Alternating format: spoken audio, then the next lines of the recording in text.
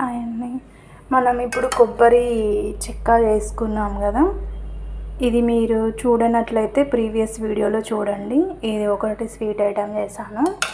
Next మా పాప కొబ్బరి రోటీ కావాలన్నది నిన్న వీడియో చూసింది ఫోన్లో. నాకు అది చేయమా, తినాలనిపిస్తుంది, ఎట్లా ఉంటుందో టేస్ట్ చూస్తా అని అన్నది. సో దానికోసం నేను ఈ బౌల్ తోటి ఒక బౌల్ నేను బియ్యం కడిగి పెట్టేసాను, నానబెట్టుకున్నాను. 2 times కడిగి నానబెట్టా. ఒక 3 hours అట్లా అవుతుంది. సో ఒక 2 spoons శనగపప్పు నానబెట్టాను. ఇది కూడా ఒక 1 hour అలా అవుతుంది. బాదం పప్పు, జీడిపప్పు కట్ చేసి పెట్టాను. కొబ్బరి ఈ బౌల్ తోటి ఒక బౌల్ తీసుకున్నాను. ఒక బౌల్ కొబ్బరికి, ఒక బౌల్ రైస్, ఒక బౌల్ బెల్లం అయితే సరిపోద్ది అన్నారు.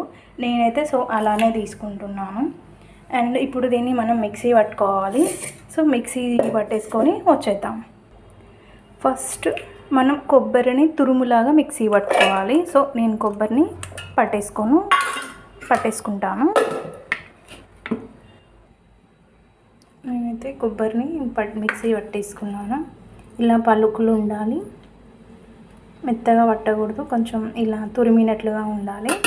నెక్స్ట్ ఇందులోకి నేను నానబెట్టుకున్న బియ్యాన్ని తీసుకుంటున్నాను. వాటర్ ఏం లేకుండా తీసుకోండి, మళ్ళీ తర్వాత యాడ్ చేయాలి. కాకపోతే ఇప్పుడు తీసేసుకుంటే మనం తర్వాత చెక్ చేసుకుంటూ వేసుకోవచ్చు. వాటర్ ఎక్కువైతే లూజ్ అయిపోతుంది. మనం బెల్లం వేస్తాం కదా, సో పిండి జోడవుతుంది. సో ఇది మొత్తం తీసుకొని కొంచెం కొంచెం వాటర్ యాడ్ చేసుకుంటూ మిక్సీ పట్టాలి. ఫస్ట్ అయితే ఇది మొత్తం తీసేసుకుందాం. ఫస్ట్ అయితే వాటర్ ఏమి వేయకుండా ఇలా బరకగా పట్టుకోవాలి. కొంచెం లైట్గా, మరీ బరక ఉండొద్దు. మీకు అర్థమవుతుందా? మనం నానబెట్టిన బియ్యం కాబట్టి వాటర్ ఏమి వేయకుండా మంచిగా మెదుగుతుంది. ఇలా చేసుకోవాలి. ఇప్పుడు దీంట్లోకి బెల్లం యాడ్ చేసుకుందాం. బెల్లం యాడ్ చేస్తున్నాను. మీకు నచ్చితే ఇక్కడ ఏలక్కాయలు ఒక 2 యాడ్ చేయండి. నాకు ఇది కొబ్బరి ఫ్లేవరే నచ్చుద్ది అనిపిస్తుంది, అందుకే నేనైతే కొబ్బరి ఈ ఫ్లేవర్ తోటే ఉంచేద్దాం అనుకుంటున్నాను. ఇందులోకి కొంచెం కొంచెం వాటర్ యాడ్ చేసుకుంటా దోశ బ్యాటర్ లాగా మిక్సీ పట్టేసుకున్నాం. నేనైతే వాటర్ ఏమి యాడ్ చేయలేదు. వాటర్ ఏమి యాడ్ చేయకుండానే మీకు చూపించినట్లుగా జస్ట్ బెల్లం వేసి మిక్సీ పట్టాను. చూడండి ఎలా వచ్చిందో. ఇలా రావాలి,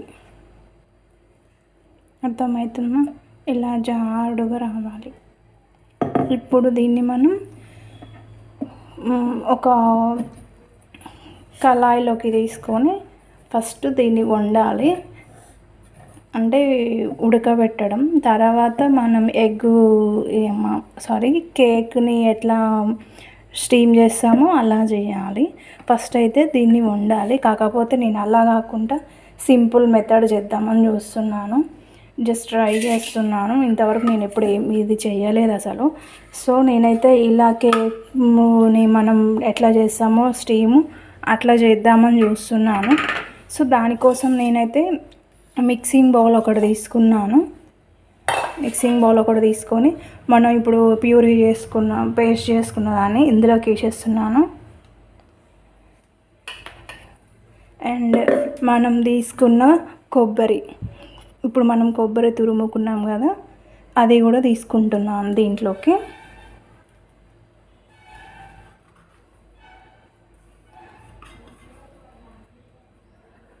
ఇక్కడ మనం కడిగి నానబెట్టుకున్న శనగపప్పును కూడా వాటర్ లేకుండా తీసేసుకుంటున్నాను.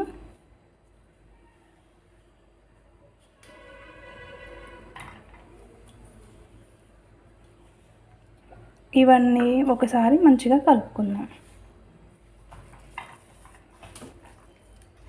ఇలా మొత్తం ఒకసారి కలుపుకుందాం. ఇందులో చిటికెడు సాల్ట్, కొంచెం వంట సోడా వేయాలి. నేను అవి వేస్తాను. ఇప్పుడు మనం దీంట్లోకి చిటికెడు సాల్ట్ తీసుకుందాం, జస్ట్ కొంచెం. And baking soda baking soda ఒక హాఫ్ టీ స్పూన్ తీసుకుందాం.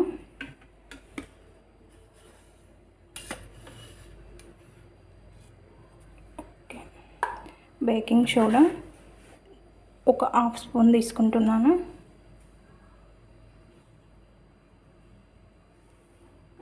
ఓకే, కొంచెమే తీసుకుంటున్నాను. ఇవన్నీ కలిపేసుకోవాలి.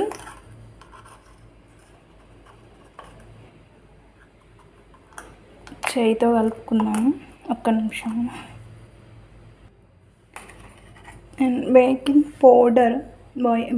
పౌడర్ కూడా కొంచెం తీసుకుంటున్నాను. మనం కేక్కి ఎలా చేస్తామో అలా జస్ట్ కొంచెమే తీసుకుంటున్నాను.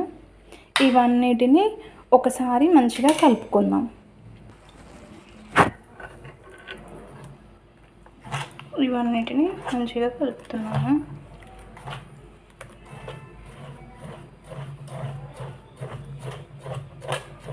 ఓకే, మనకి లూజ్ ఈ మాత్రం ఉండాలి. ఎందుకంటే మనది బియ్యం రవ్వ కదా, ఉడకడానికి కొంచెం వాటర్ పడుతుంది. సో ఈ మాత్రం ఉంటే సరిపోతుంది. ఓకే, ఇలా ఉండాలి. ఇప్పుడు నేను అందరికీ కేక్ మోల్స్ ఉండవు కదా, సో నేనైతే అందుకే నార్మల్గా గిన్నెలో చేస్తున్నాను. నెయ్యి రాసాను. ఈ మనం కలుపుకున్న మిశ్రమాన్ని ఇందులోకి తీసేసుకోవాలి. తీసుకున్న తర్వాత పైనంగా ఇవి వేసుకుందాం.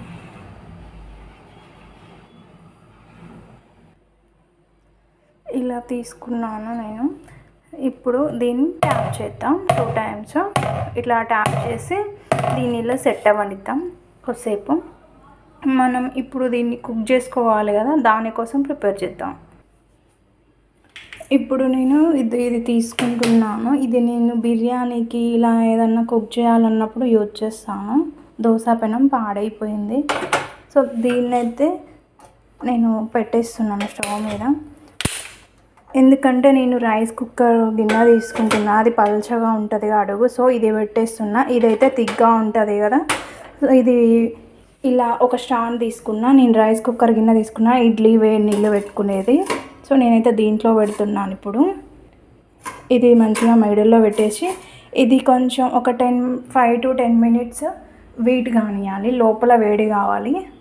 నేనైతే ఇలా మందంగా ఉండే ఒక ప్లేట్ దీని మీద పెడుతున్నాను, ఎందుకంటే దీంట్లోంచి ఆవిరి బయటకు వెళ్ళకూడదు కాబట్టి. సో ఇలా పెట్టేస్తున్నాను. అండ్ ఇది ఇట్లా చేసాం కదా, ఇది 10 minutes అది వేడేసరికి ఇది కొంచెం పిండి నానిద్ది.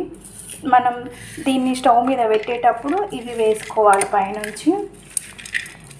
కొంచెం పైనుంచి వేసినా ఏం లేదంటే ఇప్పుడు వేసుకున్నా ఏం లేదు. కొన్ని మనం తర్వాత వేద్దాం, కొన్ని ఇప్పుడు వేసేద్దామని నేనైతే ఎక్కువ కట్ చేశాను. ఇవైతే నేను ఇప్పుడు వేసేస్తున్నాను.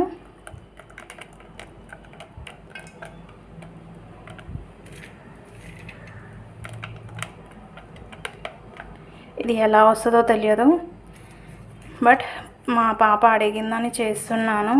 సక్సెస్ అవుతుందని అనుకుంటున్నా.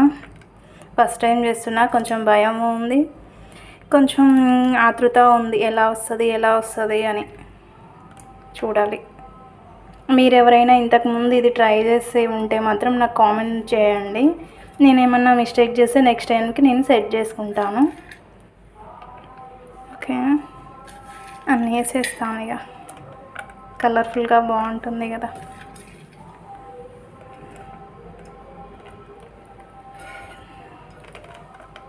ఓకే, ఇప్పుడు దీన్ని 2 times ట్యాప్ చేసి ఇలా సెట్ అవ్వనిద్దాం. దీన్ని కూడా ప్లేట్తో కవర్ చేసేస్తున్నాను నేను. ఇది వేడైన తర్వాత నేను దీంట్లోకి పెట్టేసాను. ఇప్పుడే వేడి పడుతుంది. మినిమం ఒక 10 minutes అయినా సరే సిమ్లోనే వేడి పెట్టుకోవాలి దీన్ని. సో నేనైతే 10 minutes తర్వాత దాన్ని పెడతాను.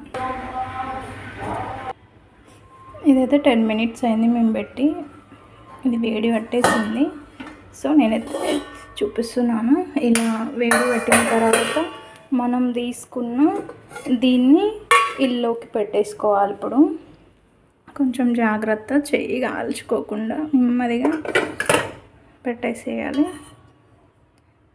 అండ్ నేను ప్లేట్తో కవర్ చేస్తున్నాను.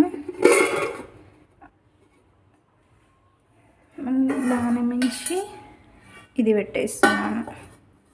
ఇది కొంచెం వెయిట్ ఉంది ప్లేటు, సో ఆవిరి అన్నది బయటకు వెళ్ళకుండా ఉంటుంది. ప్లస్ ఇక్కడ ఫిక్స్డ్ ఉంది ఇది. సో నేనైతే ఇది పెట్టేస్తున్నాను. కేక్ కూడా నేను ఇట్లానే చేస్తాను, సో అందుకే నాకు ఇదైతే ఈ బౌల్కి సెట్ అవుతుందని నేను ఇది తీసుకున్నాను. అండ్ పైనుంచి రాయిని కూడా పెడుతున్నాను, వెయిట్ ఎక్కువ ఉంటుందని. సో దీన్ని మినిమం 30 minutes వదిలేయాలి అని అన్నారు. మధ్య మధ్యలో చెక్ చేసుకుందాము.